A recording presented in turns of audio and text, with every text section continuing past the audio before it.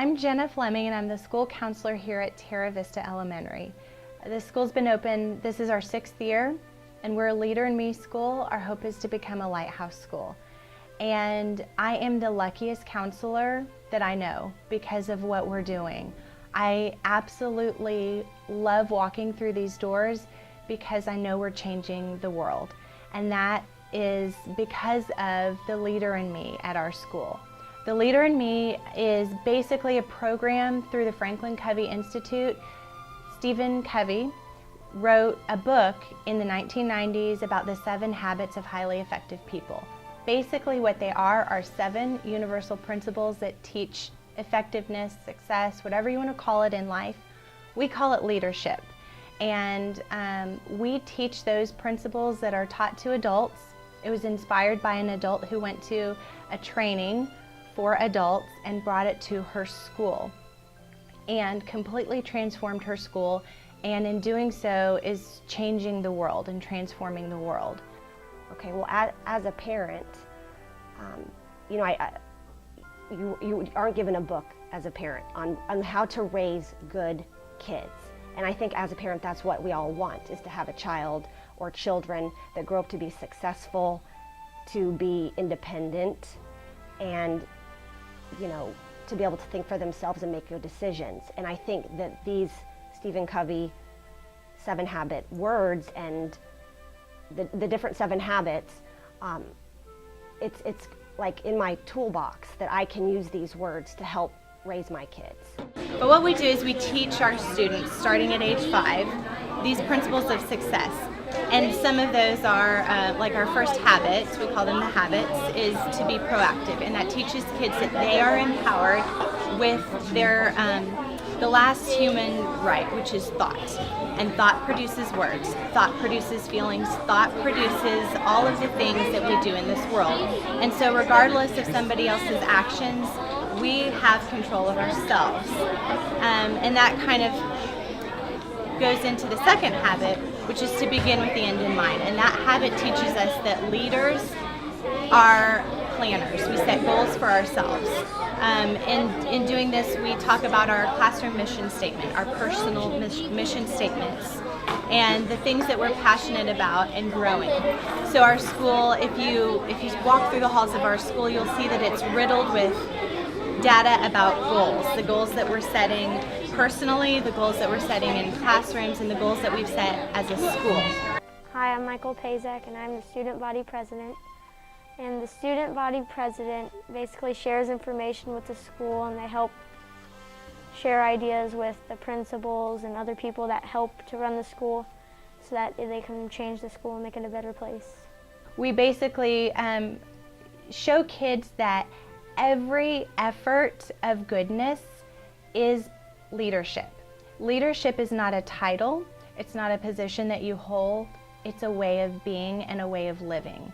It's living by the golden rule and doing the right thing when people aren't watching. But it's also expressed in many different ways. Some of us are more extroverted, and there are people who are suited for those extroverted leadership roles, like the school principal, like running a company, like being on our student leadership council like Michael is. And that's awesome. We honor that and we celebrate that.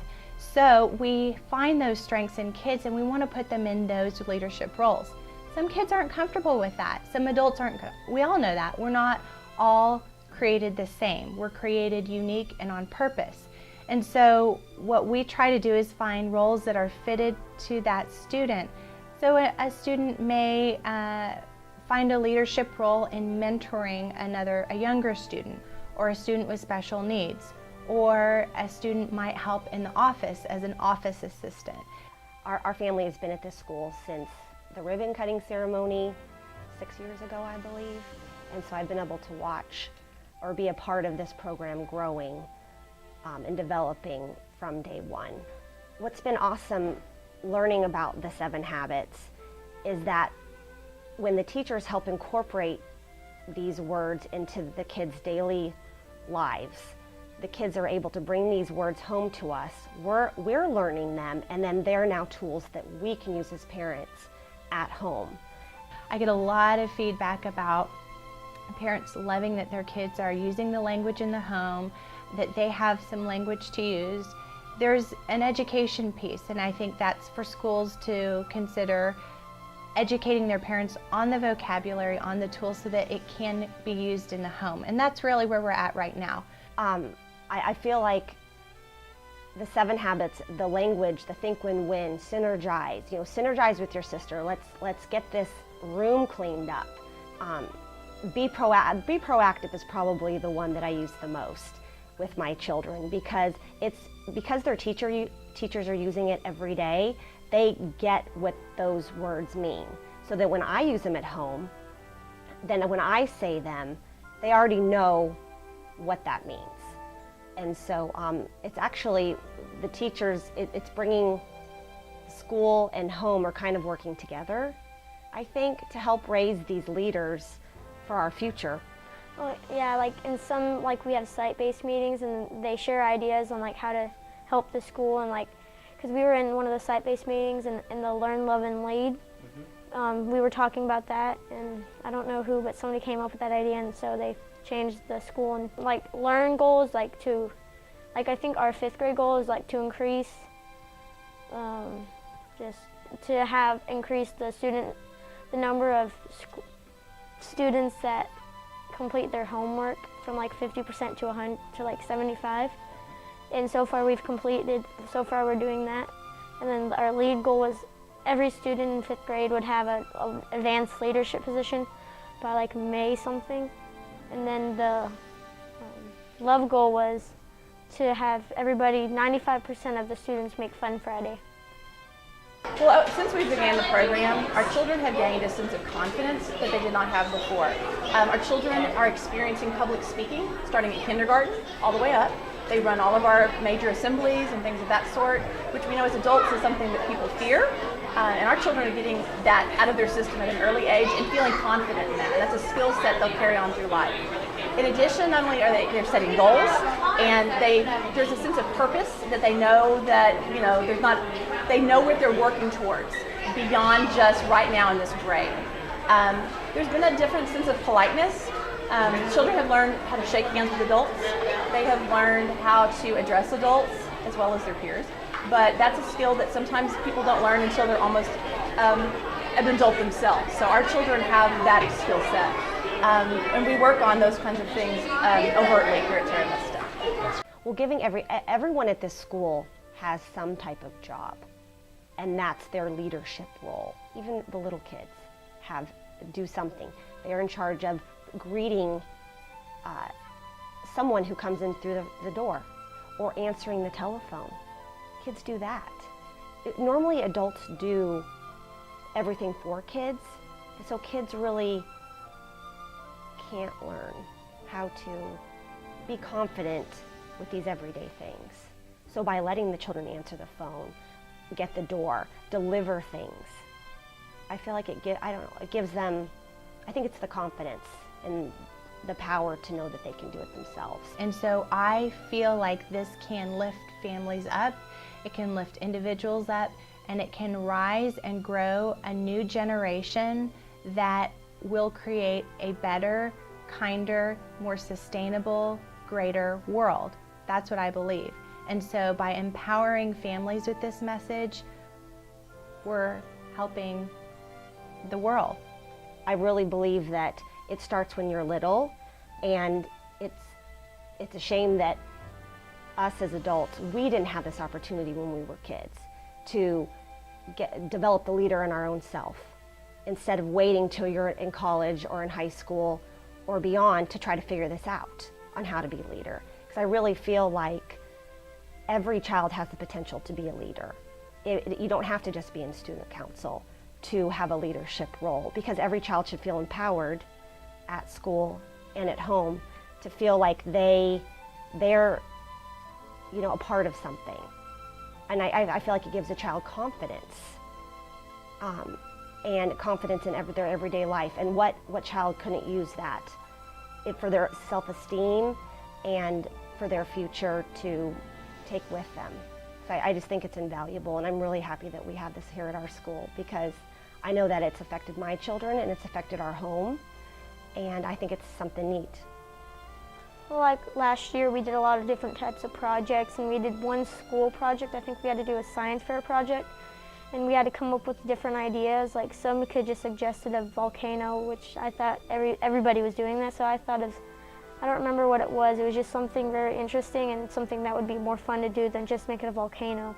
So that's really like 2 people can really do that. And with the other thing, it was like 20 different things you had to do, so everybody could have a job. Being proactive is really about the last human right, which is your ability to choose. When it really comes down to it, we're not victims of our circumstances because we have the ability to choose our thoughts. Our thoughts then create our feelings, and that can create our actions and our words. And so even though we might not get along with our teacher at the moment, we might not like the assignment that we have, maybe a kid's been dealt kind of a rough deck of cards. We still have that ability to choose our attitude, and that is powerful, and that's transformational. So they talk about them at school, and then we talk about them at home. So hey, I know you want to go outside and play, but what should you be doing? He knows that he ought to just go ahead and get his homework done first so that he can do the things that are fun. And like the other night in the PE, in the gymnasium, we had the one that was, I believe, put first things first. So and this is so awesome because my kids were able to teach this to my husband because he had not heard about it yet. But what are the 3 big important things in your life? It's your health, taking care of yourself, so loving yourself, your work, your job, or your education, and what was the other thing? Oh, and your family. So if you can't take care of those 3 things, the other stuff is really not important. So we had the activity where you put the 3 large stones into the milk jug, and then those are the big things, so those all fit.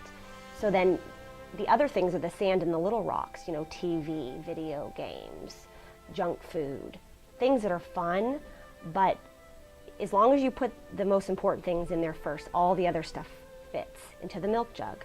But if you try to put all the little unimportant things in first, there isn't room for your family, your education, or your health.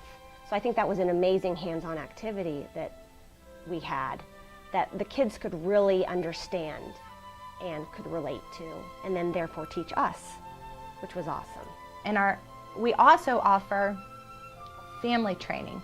And I think that's really powerful because parents are the first teachers. They're the primary teachers of our students.